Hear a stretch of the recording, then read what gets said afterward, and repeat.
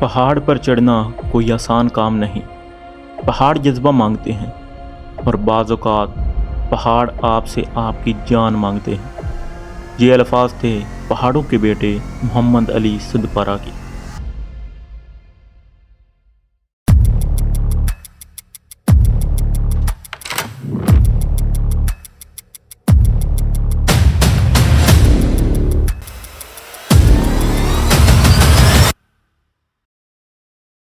आप लोग में से बहुत सारे लोग इस अजीम शख्स के बारे में जानते भी नहीं होंगे और ये भी नहीं जानते होंगे कि इस शख्स ने पाकिस्तान के लिए क्या क्या खिदमत अंजाम दी और हमारे प्यारे मुल्क का नाम पूरी दुनिया में रोशन किया। मोहम्मद अली सदपारा ने सर्दियों में पहली बार K2 की चोटी सर कर ली है। दुनिया की दूसरी बड़ी चोटी सर करके पाकिस्तानी परचम लहरा दिया। मोहम्मद अली सदपारा 2 फरवरी 1976 को पाकिस्तान के एक खूबसूरत गांव सदपारा में पैदा हुए, जो कि स्कर्दू में चारों तरफ से पहाड़ों में गिरा एक बहुत ही खूबसूरत गांव है। मोहम्मद अली सदपारा 11 बहन भाइयों में सबसे छोटा बच्चा था। मोहम्मद अली सदपारा के 8 बहन भाई बचपन में ही बीमारी की वजह से मर गए। इसकी मां ने इसको 6 साल तक अपना दूध पिलाया। सदपारा का कहना भी यह था कि इसकी वालदा के दूध की ताकत की वजह से ही वो दुनिया की इतनी बड़ी पहाड़ी चोटियों को सर करने के काबिल हुआ है। सदपारा की अपने ही गांव की एक लड़की फातिमा के साथ शादी हुई। इनके 3 बच्चे थे। मोहम्मद अली सदपारा का एक बेटा साजिद सदपारा भी अपने बाप के नक्शे कदम पर चलते हुए कोहीमा बना। सदपारा का वालिद भी एक कोहीमा था, जिसकी वजह से सदपारा को विरासत में ही कोहीमाई मिली थी। लेकिन सदपारा ने कभी भी अपने बच्चों को कोहीमा बनने के बारे में नहीं कहा, बल्कि वो तो अपने बच्चों से कहता था कि इंसान पढ़ लिख कर भी अपना नाम रोशन कर सकता है। लेकिन इसकी इतनी कोशिशों के बावजूद भी इसका एक बेटा साजिद, जिसको पढ़ाई में कम और कोहीमा बनने में ज्यादा इंटरेस्ट था, तो सदपारा ने इसको भी अपने साथ लिया और हर मिशन पर अपने साथ रखता था। मोहम्मद अली सदपारा को बचपन से ही फुटबॉल खेलने और कोहीमा बनने का बहुत ज्यादा शौक था, लेकिन एक छोटे से गांव से होने की वजह से इसके पास इतनी ज्यादा सहूलतें नहीं थी। इसने अपने कैरियर का आगाज एक पोर्टर के तौर पर किया।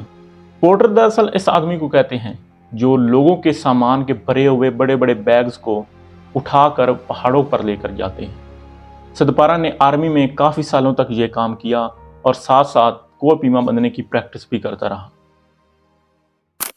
पूरी दुनिया में सिर्फ 14 ही ऐसी पहाड़ी चोटियां हैं जिनकी कुल लंबाई 8000 मीटर से ऊपर है। इन 14 पहाड़ियों में से मोहम्मद अली सदपारा ने 8 पहाड़ियों को सर किया हुआ है। मोहम्मद अली सदपारा ने अपनी जिंदगी की सबसे पहली पहाड़ी चोटी गैशब्रम 2 को 2006 में सर किया। ये पहाड़ी चोटी पाक चाइना बॉर्डर पर कराकोरम के पहाड़ी सिलसिलों में वाक़ है। इस पहाड़ी चोटी की कुल लंबाई 8035 मीटर है। इसके बाद इसी साल सदपारा ने एक और पहाड़ी चोटी गोल्डन पीक को भी सर किया। ये पहाड़ी चोटी भी पाकिस्तान में मौजूद है, जिसकी कुल लंबाई 7027 मीटर है। इसके बाद 2008 में सदपारा ने नांगा पर्वत को सर किया। ये पहाड़ी चोटी हिमालय के पहाड़ी सिलसिलों में मौजूद पाकिस्तान में है।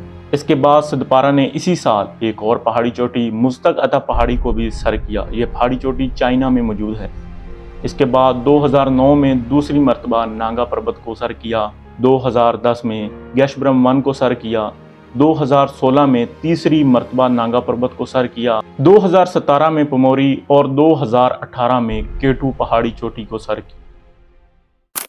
2016 तक नांगा पर्वत को किसी भी कोहीमा ने विंटर्स के अंदर सर नहीं किया था। यह पहाड़ी चोटी दुनिया में 9वीं और पाकिस्तान में दूसरी सबसे बड़ी पहाड़ी चोटी है, जिसकी कुल लंबाई 8126 मीटर है। नांगा पर्वत को सर करना इस लंबाई की बाकी तमाम पहाड़ी चोटियों में सबसे मुश्किल है। इस पहाड़ी को सर करने के बारे में सोचना ही खुदकुशी करने के बराबर है, जिसकी वजह से इस माउंटेन को द किलर माउंटेन भी कहा जाता है। मोहम्मद अली सदपारा नांगा पर्वत को सर करने वाले और पाकिस्तानी परचम को इस चोटी पर लहराने वाले पहले पाकिस्तानी कोहीमा बन गए। यहाँ तक तो सब कुछ ठीक था, लेकिन 4 जनवरी को मोहम्मद अली सदपारा अपने 21 साला बेटा साजिद सदपारा और 2 फॉरेन माउंटेनियर्स के साथ दुनिया की सबसे खतरनाक पहाड़ी चोटी K2 को सर करने निकल पड़े।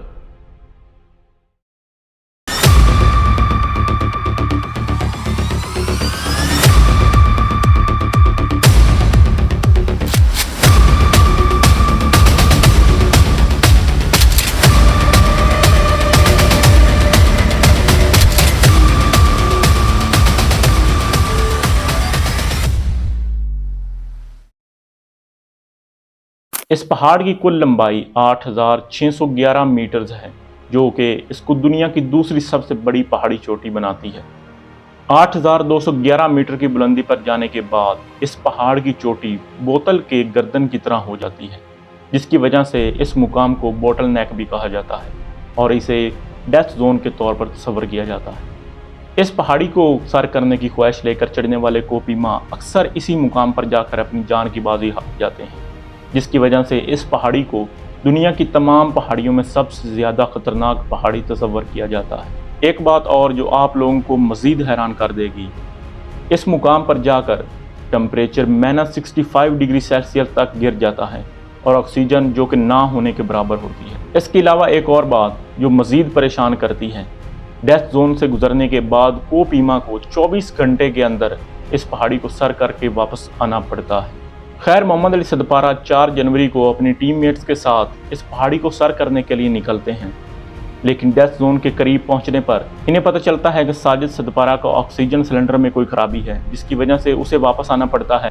मोहम्मद अली सदपारा अपने बाकी 2 टीममेट्स के साथ इस पहाड़ी को सर करने के लिए निकल पड़ता है। साजिद वापस अपने कैंप के अंदर आता है और अपने ऑक्सीजन सिलेंडर को ठीक करने के बाद दोबारा इनके पीछे निकलता है, लेकिन वो इनको ढूंढने में नाकाम हो जाता है।